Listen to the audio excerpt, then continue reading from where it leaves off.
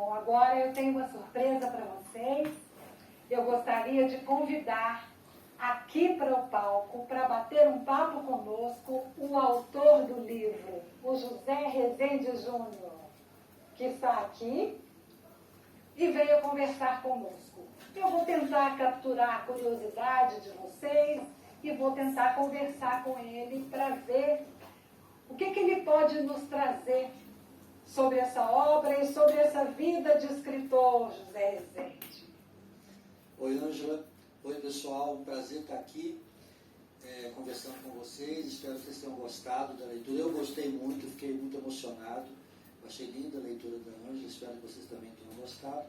E agora vamos aqui bater um papo, ver o que a Ângela quer saber e imaginar o que vocês querem saber. Eu espero responder à altura. Tarefa difícil, não é mesmo? Mas eu estou sentindo ali naquele local uma dúvida, uma curiosidade muito grande, José Rezende, de como foi que nasceu essa ideia desse livro. Uma ideia de um menino pedindo livro no lugar de um trocado, de uma comida. Como é que foi isso? Pois é, gente, olha, por incrível que pareça, isso aconteceu na vida real. Eu fui, de fato, muitos anos atrás, eu estava lá no shopping, no Conjunto Nacional, e já era tarde da noite, eu estava em frente a uma livraria, e justamente um menino pobre chegou para mim e pediu um livro. Falou assim: tio, me paga um livro. Eu achei fiquei surpreso com aquilo, né? Porque nunca na minha vida o menino já pediu um monte de coisa, pediu brinquedo, pediu dinheiro, pediu comida, né? Porque são muitas as necessidades, né? São muitas as carências das crianças pobres. Mas o livro ninguém nunca tinha me pedido. E aquele menino me pediu. E só que aí, o final da história real foi muito diferente da história que está no livro aí. Porque eu fiquei muito feliz, fiquei primeiro surpreso, depois fiquei feliz, e fui e comprei o livro do menino, não lembro qual é o título, já tentei lembrar, já me perguntaram, não consigo lembrar qual é o título. Mas eu comprei o livro para o menino, ele foi embora muito feliz com o presente, e eu fui embora muito feliz com a boa ação que eu tinha feito, né? Então foi um final feliz. Muitos anos depois, me veio a lembrança disso, né? Desse episódio, desse fato acontecido. Eu resolvi escrever a história. Só que a história escrita, a história contada, ela é diferente da história da vida real. Quando você está escrevendo ficção, né?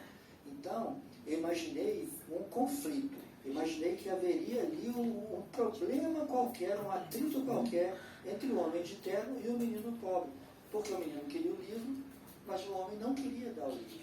Não ao contrário de mim, que deu o livro com mau prazer e tal. Mas na minha história, eu imaginei que o homem não queria dar. Eu imaginei que o homem seria preconceituoso, que teria medo do menino, e que daí surgiria todo esse conflito que está narrado aí, né? E convenhamos, ficou muito mais interessante, não ficou? Do que se fosse uma história assim.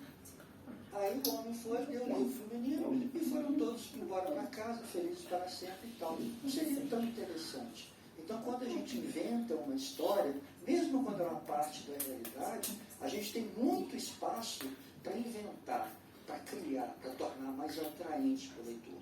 Então, se alguém aí que ouviu essa história, que vai ler o livro, tem a ideia, tem o sonho de escrever um livro, presta atenção nisso. Quando você está escrevendo a história, você é o dono da história. Você pode inventar o que você quiser. Você pode partir da realidade, pode partir de uma coisa que aconteceu com você. Você acordou de manhã, você escovou o dente, você foi para a escola. Isso é real. Aí você pode inventar. Você pode inventar que no caminho da escola você foi sequestrado por um disco voador. Pode. A história é sua, você conta a história que você quiser. E foi o que eu fiz com a história do menino pobre que pedia livro. E uma coisa que me chama muita atenção nessa história que José Rezende nos traz é que ela começa com uma realidade que nos afeta a cada dia, a cada minuto. Mas no meio do caminho, ele passeia por vários outros lugares, que são lugares imaginários, que são lugares reais, que são lugares possíveis. E ele nos traz nessa obra muita tristeza junto com muita alegria, porque eu me emociono muito com várias passagens desse livro. Me emociono muito de saber que nesse país a gente tem tanta desigualdade, tanto preconceito. Mas, como a gente tem um final, tio, me ensina a ler. Puxa, quem descobre o prazer da leitura, eu acho que ganhou o mundo. E aí eu queria que vocês pensassem nisso da história. Vai pela realidade, vai pela fantasia. Por que é isso, né? Por que é essa mistura de realidade e fantasia? Por que o escritor fica passeando entre esses dois? O que ele quer com isso? Um poeta chamado Ferreira Goulart, ele já faleceu recentemente, que ele dizia o seguinte, que a arte existe porque a realidade não basta. Então, a arte tem essa capacidade de criar outros mundos, a literatura, a pintura, o cinema, o teatro, todas as artes, né? Tem esse poder de criar outras realidades, mas se você for pensar bem, é a mesma realidade que a gente conhece, né? Então esse livro, que a história é uma história inventada, mas é de uma realidade, assim, sabe? É a realidade que a gente vive. Eu acho que a palavra-chave é desigualdade, como você falou. A gente vive num país, né, num mundo muito desigual. Então nós temos pessoas que são muito ricas, pessoas que podem comprar helicópteros, e outras pessoas que não têm o que comprar, crianças inclusive, né? Aqui no Brasil hoje, por exemplo, nós temos 19 milhões de pessoas que estão passando fome, que acordam de manhã e não sabem se terão o que comer durante todo o dia. E o Brasil é um dos maiores produtores de alimentos do mundo. Então tem alguma coisa errada. Por que tem comida para todo mundo, até para a gente exportar, mandar para outros países, e não tem comida para as pessoas aqui no Brasil comer? Por quê? Por causa da desigualdade, né? Porque é um país muito desigual, um mundo muito desigual. E essa desigualdade ela se manifesta, em vários momentos da vida. Se você sair aqui na rua, né, você vai ver isso, vai ver a desigualdade, né? vai ver a pobreza, né? Vai ver crianças pedindo esmola para carros importados, carros caríssimos, né? E eu acho que o escritor sonha, né? O escritor sonha. Então, eu sonho que o mundo não fosse assim. Então, eu queria construir uma outra realidade. Então, o escritor tem essa capacidade de construir outras realidades. Mas, olha só, não é fugir da realidade que está aí. Mas é assim, você imaginar uma outra realidade possível, uma coisa que poderia acontecer. Então, eu acho que isso é o bacana da literatura.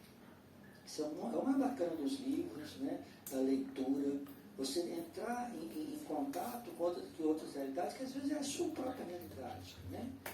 Talvez, assim, sabe, vocês já tenham passado por dificuldade na vida, talvez passem por muita dificuldade na vida, né? E isso é uma realidade. E só que o livro, a literatura, é capaz de inventar uma outra realidade, mas como eu já disse, é uma realidade que ela é perfeitamente possível, né? Ela poderia estar acontecendo. Eu acho que é isso. E olha, o sonho do Zé me afetou, me capturou. E por isso eu aceitei e escolhi contar e ler essa história. Porque o sonho dele me pegou quando ele traz o desejo de que aquele menino pobre fosse um leitor. A minha luta pessoal é para tornar o nosso país um país de leitores, porque o leitor é alguém que pode ser livre, porque é capaz de construir os próprios critérios, capaz de reconhecer as várias realidades.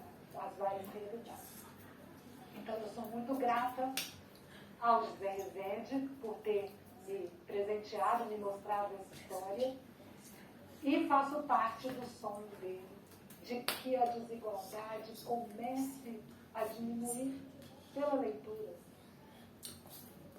Um dos caminhos de diminuir a desigualdade. Muito prazer. Obrigado, Ângela. Obrigado, pessoal. Até a próxima. Muito obrigada. Até a próxima. Espero que tenham gostado. E espero que isso, de alguma forma, provoque as ideias para que elas possam ser transformadas em escrita.